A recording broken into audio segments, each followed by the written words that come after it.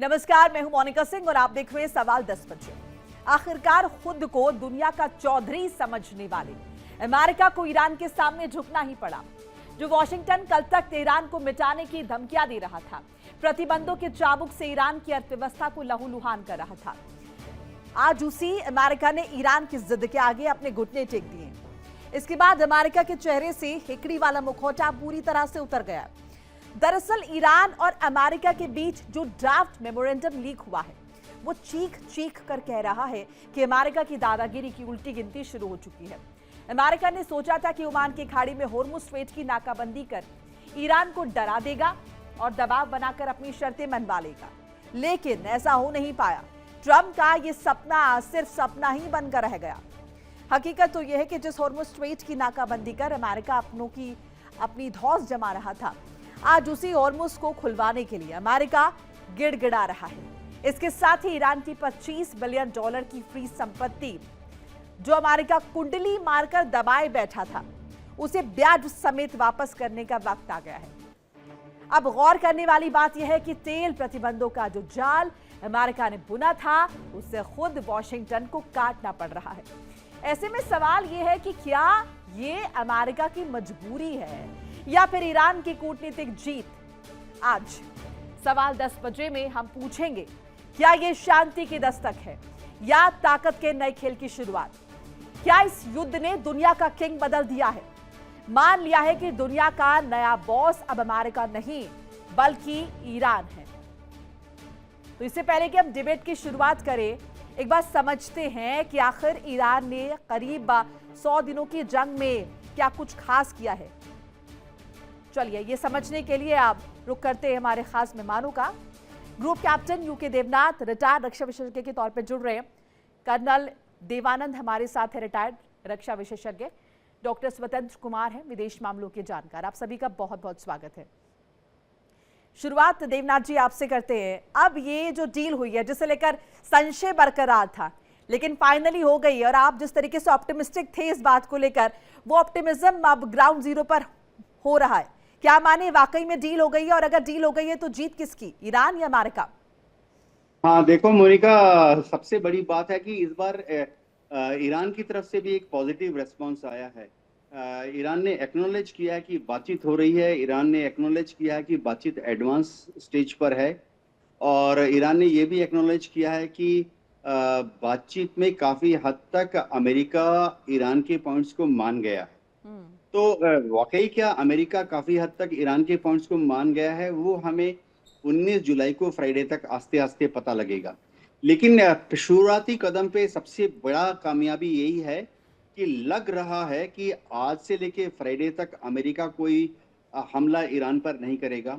लग रहा है कि आज से लेके फ्राइडे तक ईरान कोई हमला इजराइल की तरफ या गल्फ कंट्रीज की तरफ नहीं करेगा।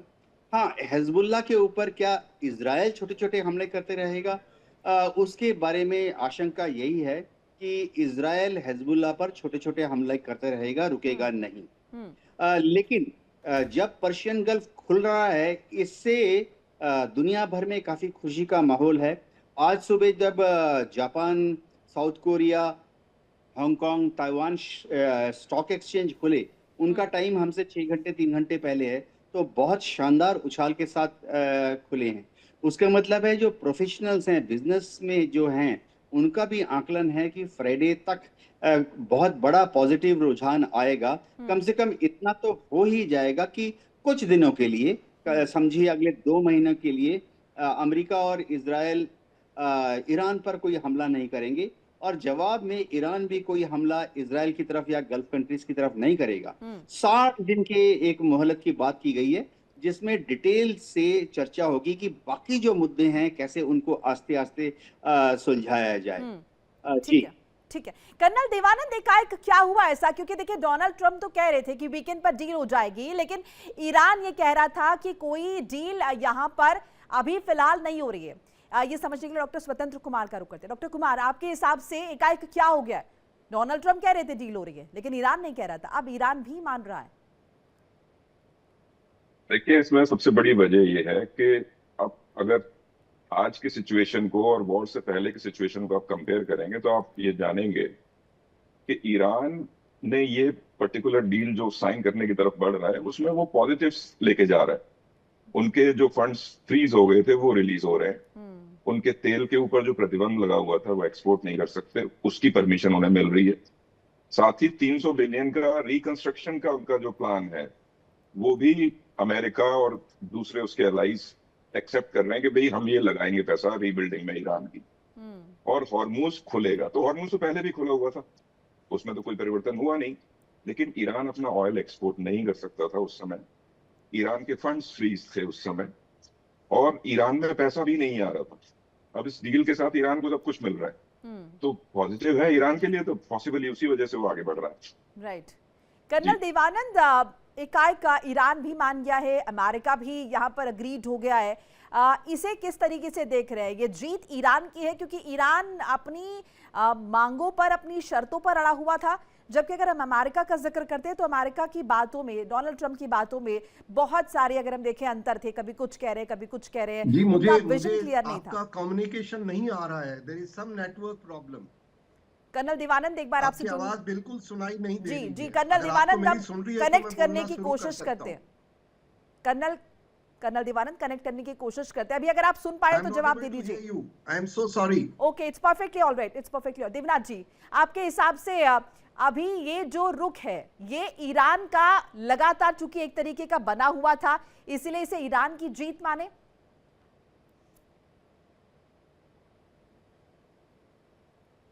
अनम्यूट कर लीजिए देवनाथ जी। जी हाँ मोनिका, जिस तरह से ईरान अपने 14 पॉइंट्स को बता रहा है, ये 14 पॉइंट ईरान ने कमोबेश यही पॉइंट जब मस्कट में बात हो रही थी तब भी रेज किए थे।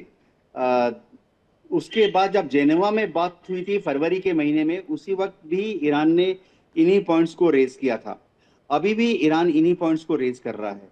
हाँ, फर्क सिर्फ इतना है कि जब मस्कट टॉक्स हो रही थी या जेनेवा में टॉक्स हो रही थी फरवरी में, तो अमेरिका एकदम मूड में नहीं था इन पॉइंट्स को थोड़ा भी सुनने के लिए।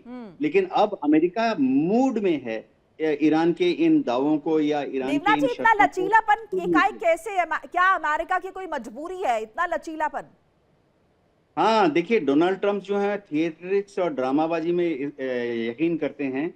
जब वो अब G7 की मीटिंग के लिए जा रहे हैं कल परसों, तो वो वहाँ बहुत बड़ा दावा करना चाहते हैं कि उन्होंने एक और युद्ध थमा दिया है। दुनिया के महान नेता हैं, शायद इस साल के जो नोबेल पीस प्राइज मिलना है वो डोनाल्ड ट्रंप को ही मिलना चाहिए। देखिए, G7 मीटिंग के दौरान वो नहीं चाहते थे कि जो बाकी G6 के मेंबर्स हैं या दुनिया भर से बाकी जो लीडर्स आ रहे हैं, मोदी जी भी जा रहे हैं, वो खामखा उनको ईरान ईरान कह के परेशान करे। तो उन्होंने अपने इस मास्टर स्ट्रोक से यह सुनिश्चित कर लिया है कि G7 में कोई भी नेता द्विपक्षीय वार्तालाप या बहुपक्षीय वार्तालाप के दौरान उनको तंग नहीं करेंगे। दूसरी बात, अब वो G7 में कह सकते हैं कि अमेरिका ही दुनिया का अग्रणी नेता है, वही डिसाइड करता है कि दुनिया में कब कहाँ कैसे होगा। सबसे बड़ी बात है कि G7 की मीटिंग में जो छोटे छोटे देश इनवाइट किए जाते हैं बतौर ऑब्जर्वर, वो भी डोनाल्ड ट्रंप के साथ मुस्कुराएंगे, फोटो अपॉर्चुनिटी होगी। अमेरिका ये खुशनुमा माहौल बनाने की कोशिश कर रहा है कि दुनिया के देशों अमेरिका के साथ रहो, खुश रहोगे। तो G7 और दूसरे जो प्लेटफॉर्म है वो डोनाल्ड ट्रंप को एक मौका देता है अमेरिका को अपने को फिर से सामने लाने का। मागा, make America great again. On a serious note, देखिए, स्ट्रेट ऑफ हॉर्मुज खुलना बहुत दरकार था, क्योंकि गल्फ कंट्रीज जो हैं ये बहुत बुरी तरह से सफर कर रहे थे। चाहे वो ओमान हो, UAE हो, कुवैत, इराक, इन सब देशों में कच्चे तेल का प्रोडक्शन पिछले 2 महीने में 1/3 हो गया था। क्योंकि प्रोडक्शन करके रखेंगे कहाँ, स्टोरेज और भंडारण कहाँ पे करेंगे? एक्सपोर्ट तो हो नहीं रहा, स्ट्रेट ऑफ हॉर्मुज बंद था। तो बहुत बड़ी रिलीफ है। असल में बहुत बड़ा प्रेशर डोनाल्ड ट्रंप के ऊपर गल्फ कंट्रीज से भी गया। बिल्कुल देवनाथ जी, देखिए गल्फ कंट्रीज स्ट्रेस में था, गल्फ कंट्रीज में कहीं ना कहीं दिक्कत पैदा हो रही थी, दिक्कत ईरान को भी हो रही थी। कर्नल देवानंद, आपको मेरी आवाज अभी मिल रही है? जी जी अभी मिल रही है, धन्यवाद आपका। जी परफेक्टली फाइन। कर्नल देवानंद, आप देखिए, अब जिक्र हम कर रहे हैं कि मिडिल ईस्ट को बहुत चिंता हुई, मिडिल ईस्ट को नुकसान हो रहा था और इसीलिए वो प्रेशर डोनाल्ड ट्रंप पर पड़ा है और उसके बाद अब ये डील जो है आगे बढ़ी और भी बहुत सारी बातें कि कहीं ना कहीं पीस, नोबेल पीस प्राइज वो हमेशा से चाहते हैं, तो शायद उसके लिए अब वो एक बार फिर से खुद को आके रख पाएंगे। बहरहाल अभी आपको लग रहा है ईरान की जो स्थिति थी, हम सभी जानते हैं ईरान आर्थिक तौर पर बुरे तरीके से टूट चुका था, उसके बाद भी वो जिस तरीके से अडिग रहा है, उसके सामने अब अगर ये डील होती है तो डोनाल्ड ट्रंप कुछ भी पोर्ट्रे करे, लेकिन तस्वीर यही निकल कर आ रही है कि ईरान मजबूती से खड़ा रहा है और जीत उसी की हुई है। जी देखिए, सबसे पहले मैं मोनिका जी ये बताना चाहूंगा कि जहां तक पहली बार ईरान इस युद्ध में चर्चा में सामने आया है,